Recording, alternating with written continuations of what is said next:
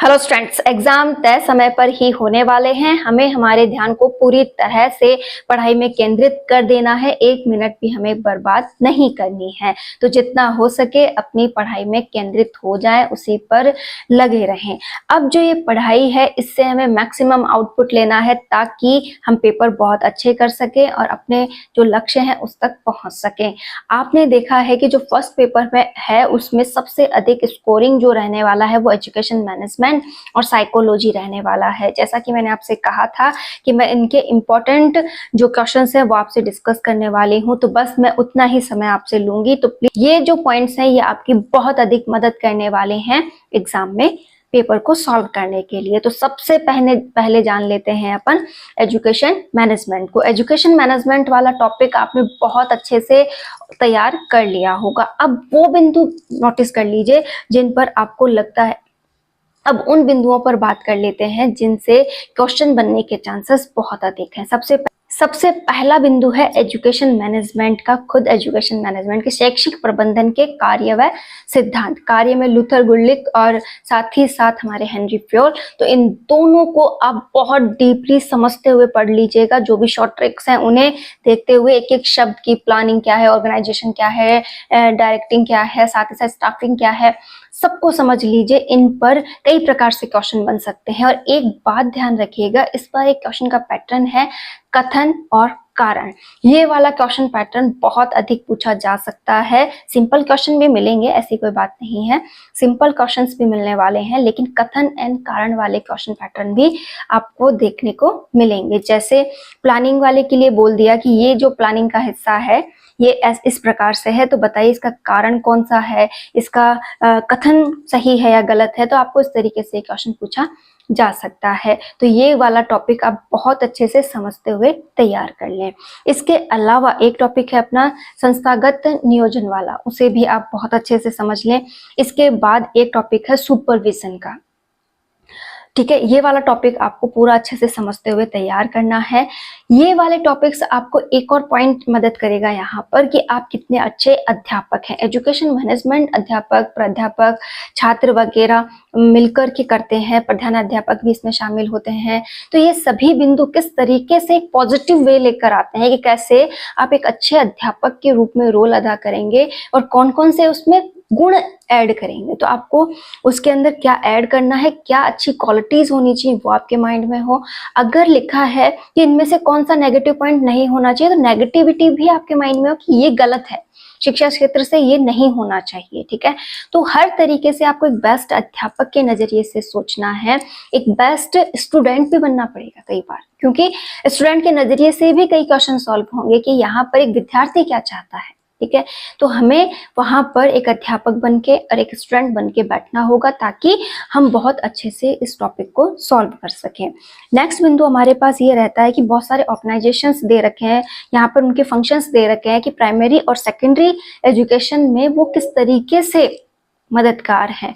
तो आपको यहाँ पर इन टॉपिक्स में से एक बार नजर तो सब पे डालनी होगी, सबको तैयार भी कर लिया होगा, लेकिन हम मोस्ट बिंदु का डिस्कशन यहाँ कर रहे हैं जिनसे क्वेश्चन बनेंगे। जिसमें सबसे इंपॉर्टेंट की अगर मैं बात करूं तो यहाँ पर माध्यमिक शिक्षा बोर्ड को आप अच्छे से तैयार कर लें, डाइट को कर लें, साथ ही स्माइल।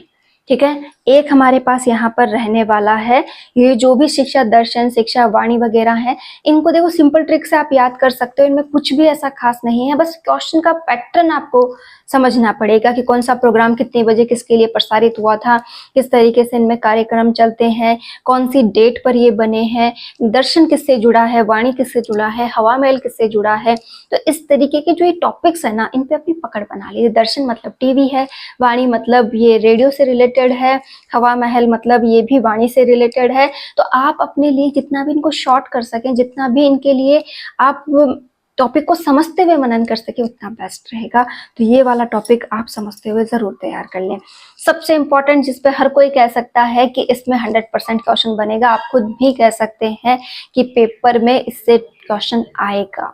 और वो टॉपिक आरटीई 2009 है। तो आरटीई 2009 से 100% एक या दो या तीन क्वेश्चन हमें देखने को मिलते हैं। तो इस पर तो अभी से दोबारा एक बार काम कर लीजिएगा। ये पूरा आपको अच्छे से आना चाहिए, नाम से लेकर, धाराओं से लेकर, अध्याय से लेकर, जो भी इसमें इंपॉर्टेंट पॉइंट्स हैं वो सारे आपको पता होने चाहिए कि कौन सी धारा किससे रिलेटेड है। जैसे कुछ एक क्वेश्चन मैं भी आपको बता देती हूँ, जैसे धारा 13 और धारा 18 किससे रिलेटेड है, साथ ही साथ धारा 16 में किस प्रकार का करेक्शन किया गया है, साथ ही साथ समुचित सरकार से रिलेटेड कौन सी धारा है, साथ ही एसएमसी से रिलेटेड कौन सी धारा है, छात्र और शिक्षक अनुपात कौन सी धारा से रिलेटेड है, शिक्षक के कर्तव्य कौन सी धारा में है। ठीक है, तो ये वाले सारे पॉइंट्स आपको समझ में आने चाहिए।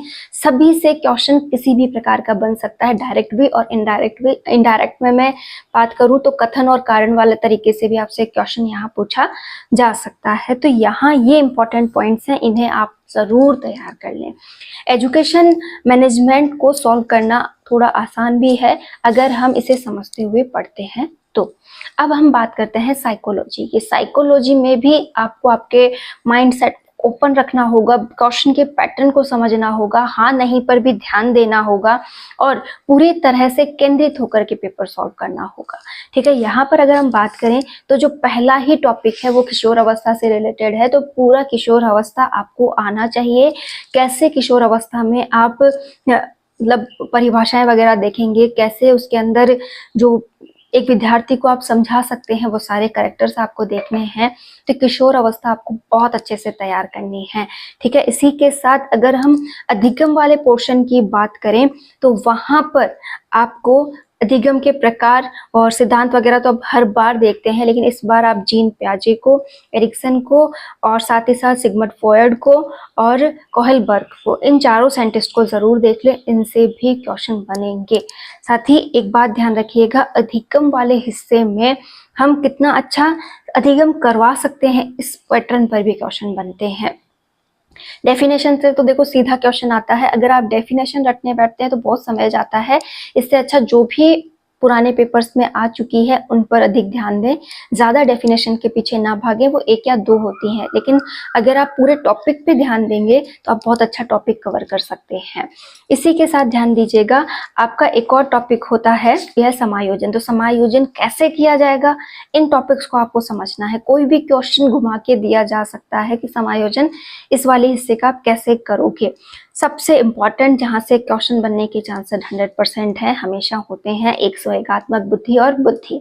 ये वाला टॉपिक आपको जरूर तैयार करना है, चाहे अभी तक नहीं भी किया है तो जरूर इसके लिए समय निकाल कर इसे पढ़ लें कि संवेगात्मक बुद्धि से आप क्या समझते हो और कैसे क्या इसके क्वेश्चन पैटर्न है, वो सब आपको समझ में आ जाएगा। एक बार संवेगात्मक बुद्धि और बुद्धि को समय जरूर दीजिएगा। समायोजन का दो ही हिस्से है कि कुसमायोजन किस तरीके का है, उसे आप कैसे दूर करोगे और समायोजन करने के कौन कौन से तरीके हैं। तो ये सारे क्वेश्चंस आपको आने चाहिए, इनसे आपका पेपर बहुत अच्छे से अटेंड हो जाएगा। तो ये वाला काम आप इन दोनों के लिए जरूर करें, बहुत अच्छा पेपर होने वाला है। अगर आप पूरे समर्पण के साथ आज तैयारी कर रहे हैं तो कल को पेपर भी शानदार जरूर होगा। तो ये आपकी बहुत मदद करेंगे, आप बहुत अच्छी तैयारी करेंगे और अपने लक्ष्य तक जरूर पहुंचेंगे। All the best.